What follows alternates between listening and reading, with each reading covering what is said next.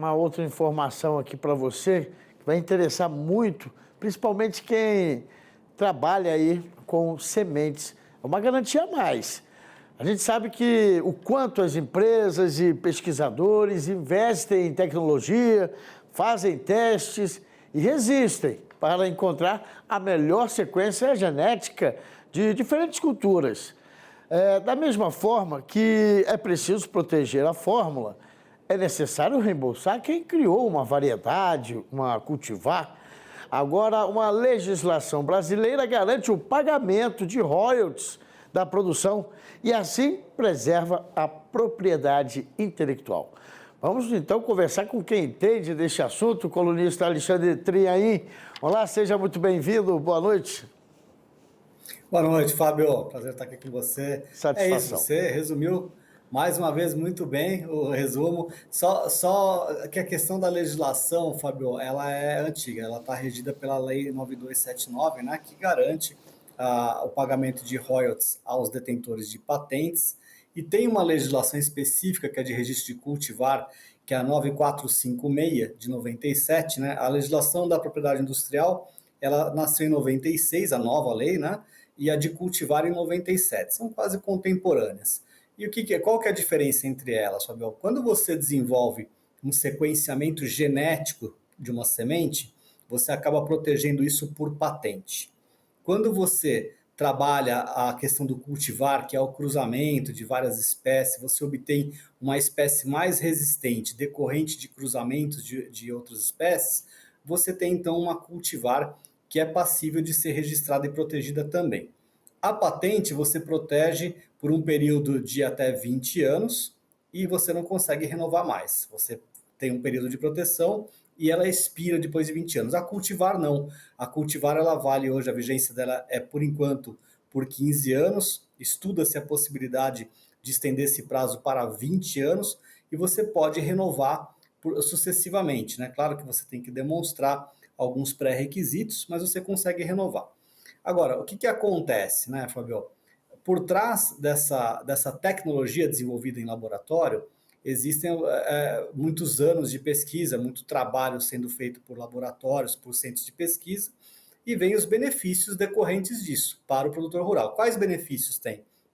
Maior resistência da planta, né, produzida a intempéries climáticas e a pragas, né, produtividade mais alta por hectare, né, e uma resistência também, por ter uma resistência maior a pragas, você tem uma necessidade menor de uso de defensivos agrícolas. Então, você também tem uma redução de custo. Ou seja, é aquela compensação. Eu compro uma semente tecnologicamente mais desenvolvida, tem um custo maior na aquisição da semente, mas isso é compensado com uma produtividade também maior, com uma resiliência também maior. Essa é a decisão, né? Aí qual é o grande ponto aqui, né? É você trabalhar a questão do custo para o produtor rural, você tem que balancear isso muito bem, porque se o custo fica elevado demais, começa a não compensar, e aí o produtor rural fala, bom, então eu vou usar a semente comum, que é mais baratinha. E aí você tem um problema de produtividade. A gente produz, né? Diante do desafio global que nós temos, né, de conseguir alimentar o mundo, né, Fabio? Alimentar o mundo vai ser uma tarefa que não é fácil, depende da produtividade. Então a gente tem que balancear, o governo vai ter que montar uma estratégia para incentivar a produtividade sem desincentivar do ponto de vista financeiro, né? Qual é o ponto ótimo de balanceamento onde vale a pena para o produtor rural investir na semente mais cara, tecnologicamente mais desenvolvida, e manter uma produtividade mais alta, mas ele também não sacrifica demais a margem dele. É isso. Aí tem uma outra discussão também, que é a questão das chamadas sementes salvas. Depois, após uma safra, o produtor rural guarda algumas sementes daquela safra para a próxima safra, para plantio na próxima safra. Isso também é passível de cobrança de royalty, Fábio. Ele também vai ter que pagar não o mesmo valor, existe um desconto aí de 7,5% do valor do royalty, é como se fosse uma depreciação da semente.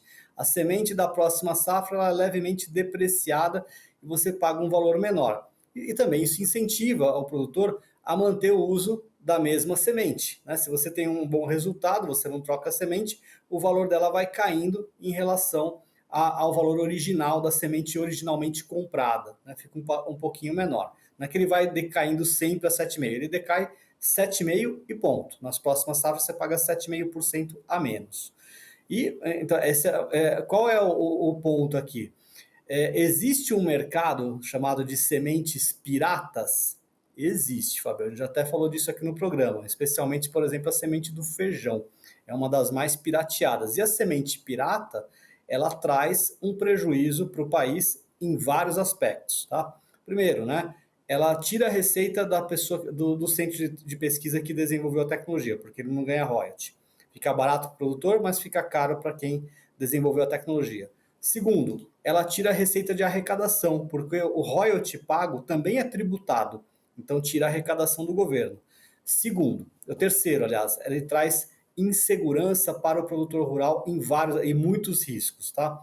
Risco de a semente não resistir a determinadas pragas e fomentar o ressurgimento de pragas que antigamente que já desapareceram e que voltam a surgir porque aquela planta não tem a resistência que normalmente se observa nas sementes desenvolvidas, né, tecnologicamente desenvolvidas. Outra coisa que pode acontecer, uma produtividade mais baixa, né, para o produtor rural, ele vai tirar menos por hectare do que ele tiraria. E o principal risco, Fábio, multa, tá? Quem usa semente pirata está sujeito a ter uma apreensão de todo o material, uma destruição da lavoura, pode ser decretado que a lavoura seja totalmente destruída e o pagamento de multa do valor do produto de 5% a 125% do valor. Tá? E uma multa pecuniária de mais R$18 mil. Ou seja, se for pego, é um prejuízo enorme. Tá? É um prejuízo enorme, é um processo criminal também, então você pode ter uma questão, envolvimento com uma ação criminal junto com prejuízo financeiro. Ou seja, altamente não recomendável fazer isso por vários aspectos, né? Pois é, Trianinho, eu fico imaginando, dando uma olhada na internet, né? É interessante que esse tema tem gerado muitos debates, né? Discussões. A questão também de saber a hora de investir no melhoramento genético, porque muitas vezes você pode acabar danificando o solo até para uma cultura seguinte. Então, é um caso muito bem estudado, a necessidade de você estar fazendo esse melhoramento nas sementes a cada ciclo, né, a cada rodada de plantio, porque você pode ter as suas desvantagens. Então, antes do dinheiro, do royalty, é importante o produtor pensar também se ele não vai danificar a sua propriedade, né? E agora a gente tem instrumentação para isso, né, Fábio? Com a agricultura de precisão, a gente tem a possibilidade de fazer um sensoriamento e principal, uma medição. Você lembra que a gente falou aqui no programa passado, né, sobre os resultados advindos aí da implantação da inteligência artificial e da agricultura de precisão na lavoura, né, números muito interessantes que já se comprovam. Então, é possível medir-se a relação custo-benefício do uso de uma semente geneticamente modificada, de uma semente desenvolvida, né, por laboratório, versus o uso de usar uma convencional. Né? Essas vantagens já podem ser quantificadas e é de interesse do agricultor e do próprio desenvolvedor da tecnologia, demonstrar isso para o agricultor, para deixar isso muito evidente se compensa quantitativamente, né, ou não compensa. E quem pode medir isso é o próprio produtor rural com essa instrumentação e chegar ele mesmo à conclusão de que, olha, não vale a pena utilizar uma semente convencional, vale a pena usar o produto melhorado, porque eu vou ter uma melhor margem, uma melhor rentabilidade. No final das contas, sai melhor. Olha, eu vou fazer uma analogia aqui. É a mesma coisa que a gente discutir a questão do combustível comum, né, versus o combustível aditivado, supondo que os dois são de boa procedência, tá? O combustível aditivado, ele leva um pouquinho de detergente, né? Ele tem alguns aditivos, alguns elementos que limpam o sistema de abastecimento, o sistema de injeção do veículo, né? Desde a parte de alimentação até os bicos injetores e até a câmara de combustão. Ele reduz a quantidade de a formação de carbonização, principalmente nos carros a gasolina. Então, o que acontece com isso? Você tem uma maior vida útil do motor por você utilizar um combustível que mantém o sistema permanentemente limpo. Existem combustíveis também premium que ainda têm um valor adicional de poluir menos, emitir menos enxofre. Então, e a outra vantagem é que ele faz mais quilômetro por litro. Então, às vezes, dependendo da origem do produto, às vezes é tão bom, é tão interessante que ele faz mais que o custo dele por quilômetro rodado com combustível premium fica menor do que o custo dele por quilômetro rodado com combustível comum.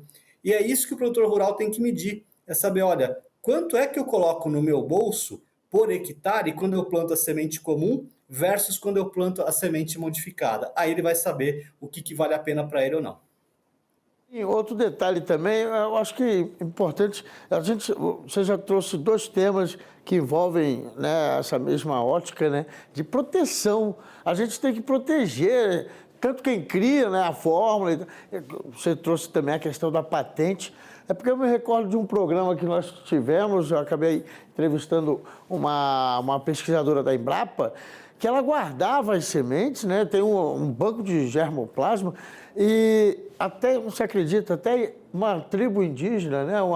Uma comunidade indígena ficou surpresa de encontrar sementes de antepassados que eram dali daquela região. Quer dizer, tamanha importância da gente estar trabalhando no melhoramento genético de sementes, mas sempre tendo ali o respaldo do arquivo, né?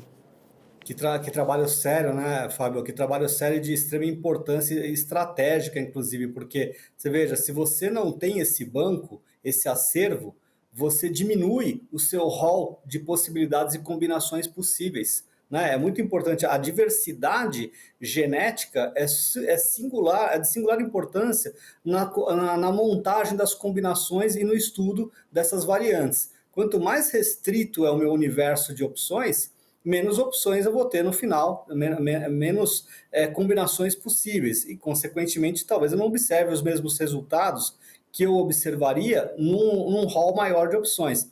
Então, é um trabalho espetacular isso. Você vê, os próprios indígenas que estão aqui há muito mais tempo, né, do que todos nós, os antepassados, a linha toda dos indígenas, dos nativos, né, há muito mais tempo, tem um conhecimento enorme acumulado deles também, tá?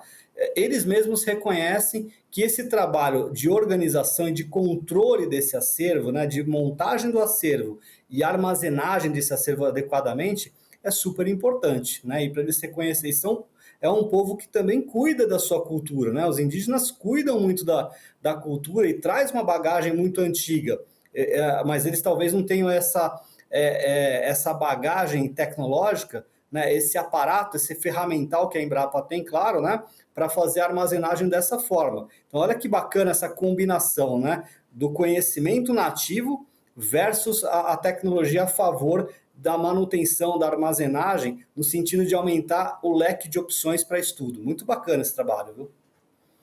E sabe qual foi o resultado da visita? Eles levaram várias sementes lá para a comunidade, que agora voltar realmente vão replantar.